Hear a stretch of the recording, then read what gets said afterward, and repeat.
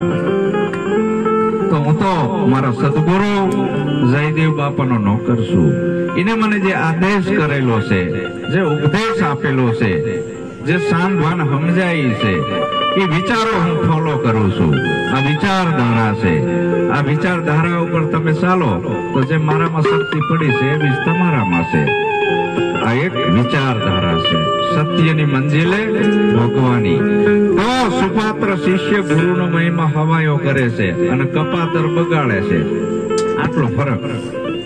તો આપણે એવા બની જાવ કે આપણા ગુરુનું નામ રોશન થાય, આપણા ગામનું નામ થાય. અહીંથી મારું ગામ 300-350 કિલોમીટર દૂર છે. આ મને ઓળખતા નતા, ફોન કર્યો કે આવજો લ્યો. આ કઈ સત્તા કામ કરી રહી હશે? કઈક હશે ને. એમ નામ તો નહીં કીધું હોય. એ સદગુરુનો પ્રતાપ છે, મારો નહીં. તો આવો જયારે સદગુરુનો સુપાત્ર શિષ્ય મહિમા ગામો ગામ અવિરત ચાલે છે. દર કુંડમે આપણા ઘરે ભોજન ભજન સત્સંગ હોય, દર રવિવારે સ્વાધ્યાય હોય, અવિરત ચાલુ છે. આ ધારા અખંડ ધારા છે. આ ધારાને જીવંત જે રાખવી એ સુપાત્ર શિષ્યનું કામ છે.